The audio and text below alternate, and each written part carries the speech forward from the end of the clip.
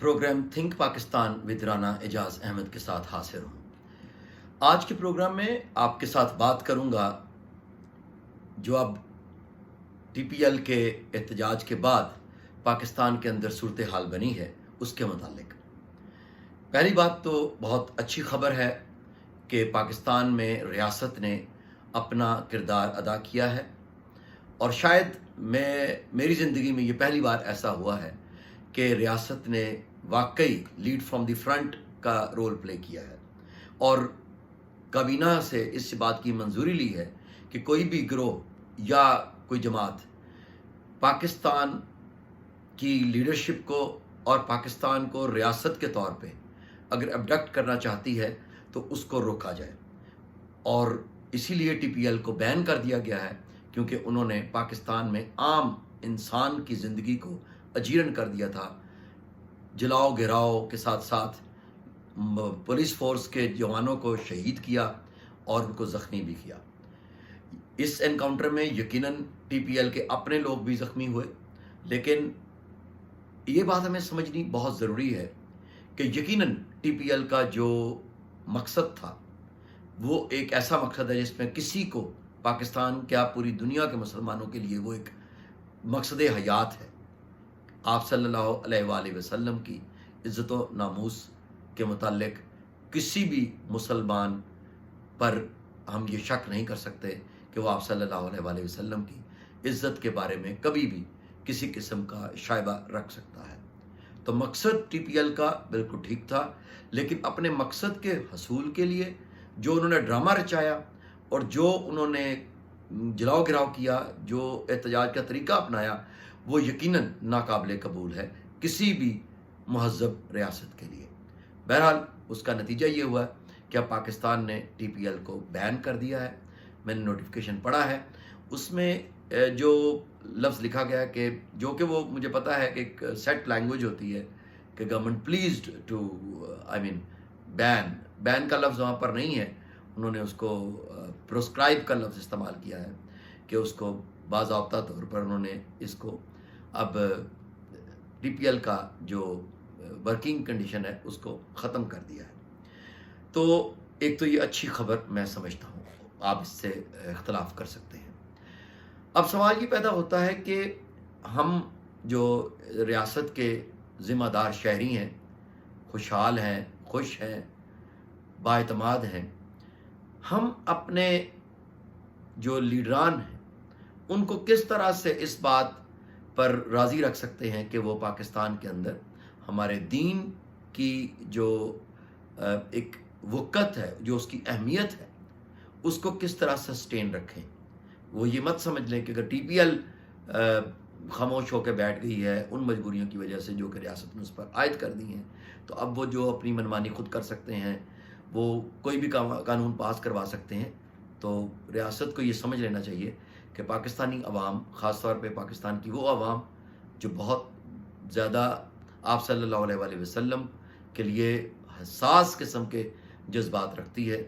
तो वो यकीनन उठ खड़ी होगी, लेकिन यकीनन वो पीसफुल रहेंगे और टीपीएल का रास्ता कभी नहीं अपनाएंगे। ये बात तो क्लियर हो गई। दूसरी बात जो मैं करने जा रहा हूँ वो भी बहुत अच्छी है और खुशखबरी है पाकिस्तान के लिए कि शहबाज शरीफ साहब की ज़मानत हो गई है, लेकिन इस ज़मानत के पीछे बहुत बड़ा एक ऐसा मैं समझता हूँ कि अच्छा काम होने जा रहा है। वो ये है कि पाकिस्तान के अंदर अब सियासत जो है अगले 2.5 साल या 2.25 साल जो है वो बड़ी इत्मीनान की होगी पीटीआई के लिए, क्योंकि मैं ये समझता हूँ कि ये एक ओपन सीक्रेट है। मैं कोई ऐसी बात, मेरे पास कोई चिड़िया या कोई कबूतर या कोई तोता नहीं है कि मैं आपको कोई नई बात बताने जा रहा हूँ, लेकिन जो मुझे इल्म सियासियात का एक अदना सा तालिब इल्म होने के नाते जो मेरा एनालिसिस है वो ये कहता है कि दरअसल शहबाज शरीफ हमेशा से एक गैर मज़ाहमती सियासत के कायल रहे हैं और वो अब जो 7 महीने बाद तकरीबन बाहर आ रहे हैं, तो वो चूँकि पहले अपनी भतीजी मरियम नवाज शरीफ की सियासत से बिल्कुल भी इत्तेफाक नहीं रखते थे क्योंकि उन्होंने कभी इसका खुलकर इजहार नहीं किया, लेकिन उन्होंने अपने अमल के ज़रिए से ये साबित किया कि उन्होंने अपने आप को बड़े अच्छे तरीके से अलहदा किया मरियम नवाज से, अपने बेटे को भी उनसे अलहदा रखा और अब جب مریم نواز، اگر آپ دیکھیں کہ ایون یہ TPL کے پورے کام کے دوران وہ خاموش رہی ہیں، تو مریم نواز کی خاموشی دراصل بتاتی ہے کہ ان کو بھی سگنل مل چکا ہے کہ وہ اب اس ملک سے باہر چلی جائیں گی اپنے باپ کے پاس، جیسا کہ میں اپنے پچھلے پروگرام میں کہہ چکا ہوں کہ اب وہ عدالتیں جو ہے وہ اپنا رول پلے کریں گی، اور حکومت کے پاس ایک ایکسکیوز ہوگا کہ ہم تو احتساب کے لیے لوگوں کو پیش کرتے ہیں لیکن عدالتیں چھوڑ دیتی ہیں۔ ابھی آپ نے دیکھا آج ہی ہمارے شہزاد اکبر صاحب جو ہیں مشیر ہیں جناب وزیر اعظم صاحب کے احتساب کے حوالے سے، اور انہوں نے کہا کہ جی احتساب 60s میں سے شروع ہوا اور آج وقت گزرنے کے ساتھ ساتھ یہ احتساب مزید مشکل ہوتا جا رہا ہے۔ تو پنجابی میں کہتے ہیں نا کہ جاگتے رہنا ساڑھے دینا رہنا، تو وہ یہ کام کہہ رہے ہیں کہ آپ عوام بالکل بھی یہ نہ سمجھیں کہ جو احتساب کا نعرہ حکومت نے لگایا تھا وہ اب اسی سکسیس کے ساتھ جاری رہے گا۔ بہرحال سکسیس تو تھی بھی کوئی نہیں ایسی خاص، ہاں ایک حوالے سے سکسیس ضرور تھی کہ خان صاحب نے جب کہا کیمپین کے دوران کہ میں آپ کو رلاؤں گا، تو اس میں کوئی دو رائے نہیں ہے کہ خان صاحب نے پاکستان میں جن لوگوں کو رلایا ہے وہ کبھی سوچ نہیں سکتے تھے کہ ان کے ساتھ بھی یہ ہو سکتا ہے۔ نواز شریف، زرداری، بلاول بھٹو، مریم نواز، شہباز شریف، ان کے ساتھ پھر ان کے ایاز صادق صاحب، شاہد خاقان عباسی صاحب، احسن اقبال صاحب، سعد رفیق صاحب، مریم نواز، یہ سارے، نواز شریف، یہ کبھی سوچ نہیں سکتے تھے کہ ان کے ساتھ کوئی اس طرح سے کر سکتا ہے، خاص طور پہ جس کے بارے میں وہ ہمیشہ سے یہ کہتے رہے کہ ان کو ABCD سیاست کی نہیں پتہ۔ تو خان صاحب نے وہ تو وعدہ پورا کر دیا جو وہ کمپین میں کہتے تھے کہ میں ان کو رلاؤں گا، میں ان کو نہیں چھوڑوں گا، تو وہ انہوں نے اپنا وعدہ پورا کر دیا۔ ان 2.5 سالوں میں کم از کم ان کو انہوں نے رلایا ضرور ہے، اور بلکہ رلا رہے ہیں۔ تو اب جو ہونے جا رہا ہے وہ یہ ہے کہ 2.5 سال یا 2.25 سال خان صاحب بڑے آرام سے سیاست کریں گے، اور پاکستان کے اندر وہ تبدیلیاں بھی شاید آ جائیں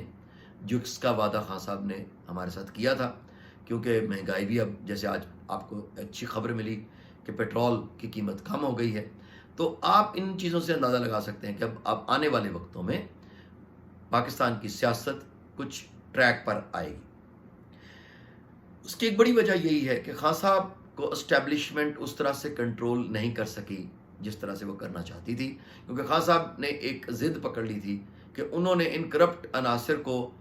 ایک ٹف ٹائم دینا ہے، وہ انہوں نے دیا، اور یہ اسٹیبلشمنٹ کے لیے بھی ایک سبق ہے کہ پاکستان میں جو ایک single wicket tournament since independence to date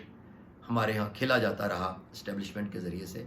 Khan صاحب پہلے وزیر اعظم ہیں پاکستان کے جنہوں نے یہ بتا دیا ہے کہ اب یہ ٹورنامنٹ سنگل وکٹ نہیں ہوگا بلکہ ڈبل وکٹ ہوگا، جو کہ میں ہمیشہ سے کہتا رہا ہوں کہ اسٹیبلشمنٹ کا رول ہے، وہ ماننا چاہیے اور اس کو ہمیں پوری طرح سے بتانا چاہیے، عوام کو جھوٹ نہیں بولنا چاہیے۔ شاہد خاقان عباسی صاحب نے واضح طور پہ اسٹیٹمنٹ دے دی ہے کہ ہم سب سلیکٹڈ تھے، ہیں اور رہیں گے، اور انہوں نے یہ کہا بھی ہے کہ ہمیں بس بہرحال معافی دے دیں۔ انہوں نے معافی مانگی ہے، اسٹیبلشمنٹ کو باہر نہیں نکالا۔ تو جس طرح عمران خان صاحب نے خواجہ اسف صاحب کو اسمبلی کے فلور پہ کہا تھا کہ میں بھولنے نہیں دوں گا لوگوں کو پاناما، تو میں بھی اپنے بلاگز کے ذریعے سے بھولنے نہیں دوں گا کہ شاہد خاقان عباسی صاحب نے یہ اتنی امپورٹنٹ اہم بات، اتنا بڑا اعتراف سچ بولا ہے، لیکن پاکستان میڈیا نے اس کو بالکل بھی نہیں اٹھایا، کیونکہ آپ کو پتہ ہی ہے کہ کیوں نہیں اٹھایا، کیونکہ نہ تو ان بلاگرز کی اور نہ ہی ان اینکرز کی کوئی اپنی کریڈیبلٹی اس حوالے سے نظر آتی ہے کہ وہ اس کو لے کر چل سکیں اور اس بات کو کر سکیں۔ لیکن میں وقتاً فوقتاً شاہد خاقان عباسی صاحب کی عظمت کو سلام کرتا رہوں گا اور ان کے اعتراف کو آپ کے سامنے پیش کرتا رہوں گا، تاکہ پاکستانی عوام یہ سوچے کہ دراصل پاکستان کے اندر اسٹیبلشمنٹ جو ہے یہ کوئی اور نہیں ہے۔ میں ہمیشہ ایک پرائم ٹائم شو میں بھی میں نے ایک نجی ٹیلی ویژن پہ یہ بات کہی تھی کہ اسٹیبلشمنٹ کس کی ہے، ایجنسیاں کس کی ہیں، فوج کس کی ہے، پاکستان کی ہے۔ تو ہمیں اس کے ساتھ مل کے چلنا چاہیے۔ ہمارے مفادات، قومی مفادات جو ہیں، اگر ہماری فوج، ہماری ایجنسی، ہماری اسٹیبلشمنٹ ہمارے لیے لے کر چلتی ہے تو اس میں کون سی بری بات ہے کہ ہم اس کے ساتھ لے کر چلیں۔ تو میں بھی یہی کہہ رہا ہوں کہ اب ڈبل وکٹ ٹورنامنٹ کے ساتھ اسٹیبلشمنٹ کو پاکستان کے اندر اپنی سیاست کرنی پڑے گی، اور یہی ایک اچھا عمل بھی ہوگا۔ میں سمجھتا ہوں کہ ہم یہ سمجھ لیں کہ اب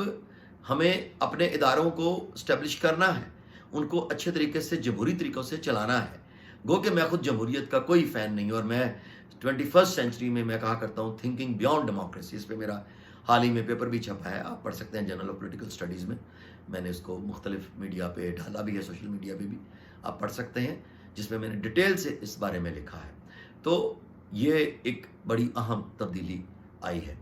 میں سمجھتا ہوں پاکستان کی سیاست میں. تو انشاءاللہ اگلے پروگرام میں آپ سے بات کروں گا افغانستان کے حوالے سے، جو وہاں پہ تبدیلیاں آ رہی ہیں. کیونکہ ہمارے کچھ دانشور حضرات یہ سمجھ رہے ہیں کہ بہت بڑی تبدیلی آئی ہے، وہاں پہ تبدیلی ہونے جا رہی ہے. میں اس کے بارے میں کیا سوچتا ہوں، کیا سمجھتا ہوں، اپنے اگلے پروگرام میں پورے ڈیٹیل کے ساتھ میں اس پہ باقاعدہ بات کروں گا. اس کے لیے میں چاہوں گا کہ آپ میرا اگلا پروگرام ضرور دیکھیں. تب تک کے لیے اجازت دیجیے. اللہ حافظ.